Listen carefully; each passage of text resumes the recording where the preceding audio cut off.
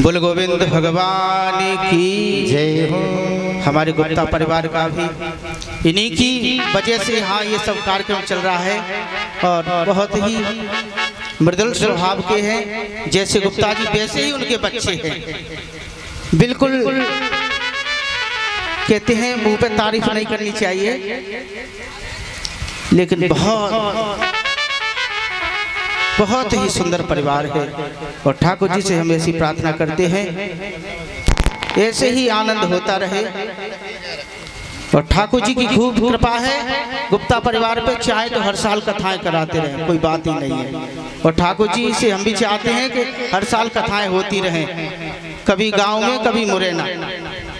खूब भरपूर कृपा है ठाकुर जी की, कोई कमी नहीं है। सब बढ़िया सर्विसमैन है। तो हम तो ठाकुर जी से यही प्रार्थना करते हैं या इस व्यास गति से यही आशीर्वाद देते हैं कि ये परिवार हमेशा ऐसे ही फलता फूलता रहे, जिससे ऐसे समागम होते रहे। बोल वृंदावन बिहारी लाल की जय हो। सुखदेव जी कहते राजा परीक्षित, महाराज ध्रुव के पुत्र उत्कल हुए, उत्कल के अंग और अंग के वैन। ये वैन बहुत बड़ा दुष्ट था। एक दिन संत ब्राह्मणों ने श्राप दे दिया, इसका प्राणांत हो गया। जब वैन के शरीर का मंथन किया गया तो सबसे पहले इसमें से एक काला काला पुरुष निकला।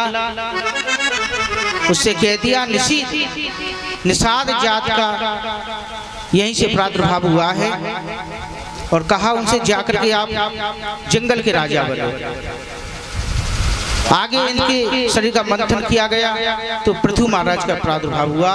पृथु महाराज भगवान के ही अवतार हैं। इनका विवाह अर्ची के साथ हुआ और इन्हीं पृथु महाराज की वजह से इस धरती का नाम पृथ्वी पड़ गया। ध्यान दीजिए, इन्हीं पृथु महाराज के नाम की वजह से इस धरती का नाम पृथ्वी हो गया। आगे चल करके इसी वंश में अंतर्ध्यान हुए, अंतर्ध्यान के हविर्धान हुए और हविर्धान के राजा प्राचीन बरही हुए। ये भागवत में बहुत सुंदर उपाख्यान है, पुरंजन उपाख्यान। राजा प्राचीन बरही ने अपने जीवन में इतने यज्ञ किए कि इस धरती को कुशाओं से पाट दिया। लेकिन कहते हैं इतिहासे प्राणानि वेद शास्त्रम,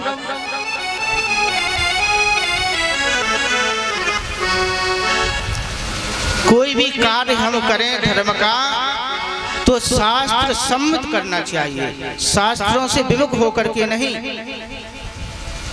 ये जो राजा प्राचीन बर हैं ये यज्ञ पे यज्ञ कर रहे हैं, लेकिन उस यज्ञ में हजारों घोड़ों हजारों बकरों की बलि दे रहे हैं। उसी यज्ञ में एक दिन देवर्षि नारद आए, और जैसे ही देवर्षि नारद आए और आकर के देखा तो देवर्षि की आंखों से आंसू निकलने लगे। देवर्षि नारद कहते हैं, अरे राजा प्राचीन बरही, ये तुम क्या कर रहे हो? कहते हैं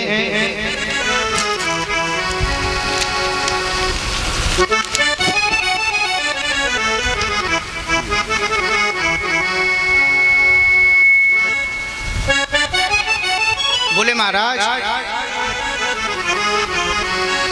जैसा शास्त्रों में लिखा है मैं वैसा ही कर रहा हूं। बोले शास्त्रों में क्या लिखा है? बोले पशून आलवेत,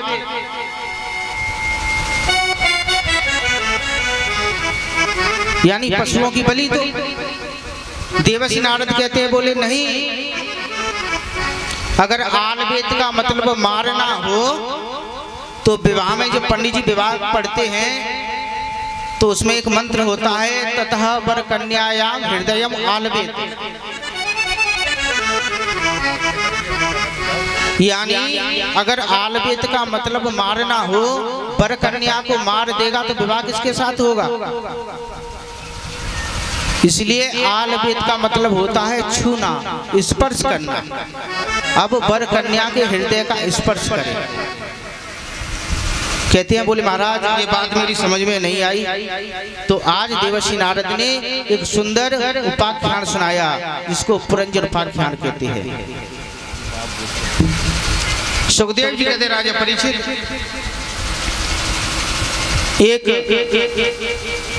राजा था, राजा जिसका नाम है पुरंजन। उसका एक सखा था अभिज्ञात। अभिज्ञात का मतलब होता है जो जाना नहीं जाए, जिसको जान नहीं सकते हैं वो अभिज्ञात होता है। ध्यान दीजिए, ये पुरंजन कोई और नहीं, ये जीव ही पुरंजन है। ये पुरंजन नाम का राजा एक नगर की खोज में निकला, तो इसको आगे चल करके एक 9 दरवाजे वाला महल दिखाई दिया। ये 9 दरवाजे वाला महल कोई और नहीं, ये शरीर ही है।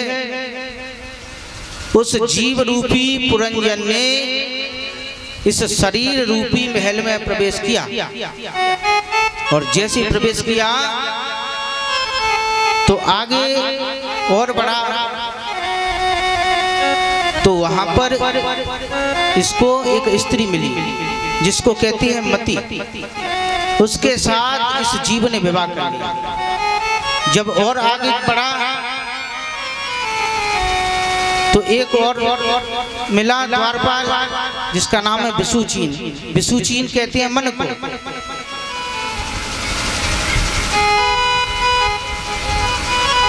सुखदेव जी कहते राजा परीक्षित, इसी महल के आगे एक राजा और रहता है जिसका नाम है चंडवेग। इस चंडवेग राजा ने, चंडवेग कहती है काल को, इस चंडवेग राजा ने पुरंजन रूपी जो जीव है उसके महल पर आक्रमण कर दिया रात्रि के समय। लेकिन ध्यान दीजिए, इस महल का जो रक्षक है वो 5 फन वाला नाग है। नाग, ये जो शरीर में 5 प्राण है ना, प्राण अपान व्यान समान उदान, इसने इस शहर को, इस नगर को लुटने नहीं दिया। तो चंडवेग की पुत्री का नाम है जरा। जरा यानी बुढ़ापा। जरा से कहा बोले जाओ इस नगर को थोड़ा कमजोर करो। सुखदेव जी कहते राजा परीक्षित, जरा कहते हैं बुढ़ापे को। अब कोई चाहता है कि हमारे ऊपर बुढ़ापा आ जाए? कोई नहीं चाहता है? सब चाहते होते ऐसे युवान बने रहें। ध्यान दीजिए, मृत्यु देवी की 4 घंटी बजती हैं। 4 पहली घंटी कौन सी?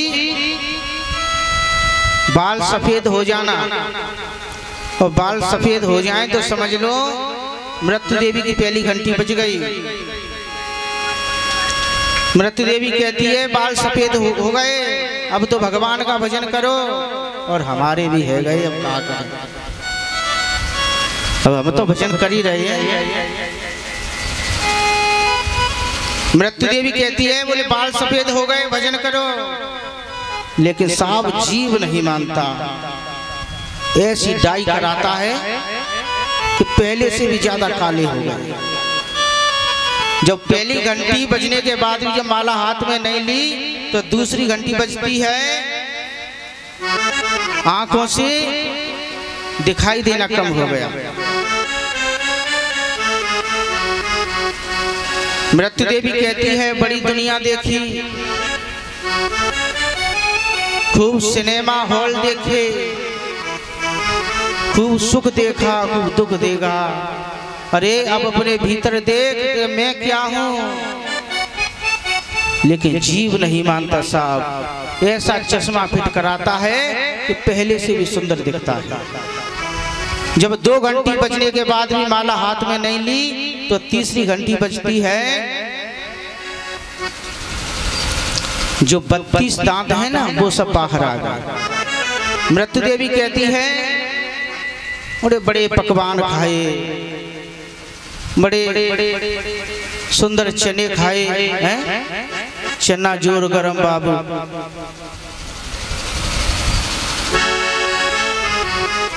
बोले अब तो तेरे दांत बाहर आ गए, दलिया खा करके भजन कर। लेकिन जीव नहीं मानता सा, ऐसे सुंदर दांत लगवाता है कि चना क्या पत्थर भी फूट जाए। जब 3 घंटी बजने के बाद भी माला हाथ में नहीं ली तो चौथी घंटी बजती है, कमर 3 जगह से टेढ़ी हो गई। मृत्यु देवी कहती है बड़ी छाती तान करके चलते थे दुनिया के आगे, मैं पंडित हूँ, मैं ठाकुर हूँ, मैं वैसे हूँ, मैं पैसे वाला हूँ, मेरे आगे कोई कुछ नहीं। अरे भले आदमी, अब तो कमर 3 जगह से टेढ़ी हो गई, झुकना सीख। जब 4 घंटी बजने के बाद भी माला हाथ में नहीं ली तो सज्जनों 5वीं घंटी नहीं घंटा बजता है। और जैसे ही घंटा बजा ये जीव यहां से चला गया। आया है सो जाएगा राजा रंक फकीर, कोई सिंहासन चढ़ चला, कोई बंधा जंजीर। ये जो पुरंजन नाम का जीव था ये अपनी पत्नी की याद करके मर गया और अगले जन्म में इसको स्त्री ही बनना पड़ा। इसका विवाह हो गया किसी पुरुष के साथ, वो पुरुष भी मर गया तो उस पुरुष के साथ सती होने को हुई। उसी समय वही अभिज्ञात नाम का सखा आ गया। बोले भले आदमी, तू ना कोई पुरंजन है ना पुरंजनी है, मुझे भूल करके तू संसार में पड़ा है, यही तेरी सबसे बड़ी भूल है। ये जो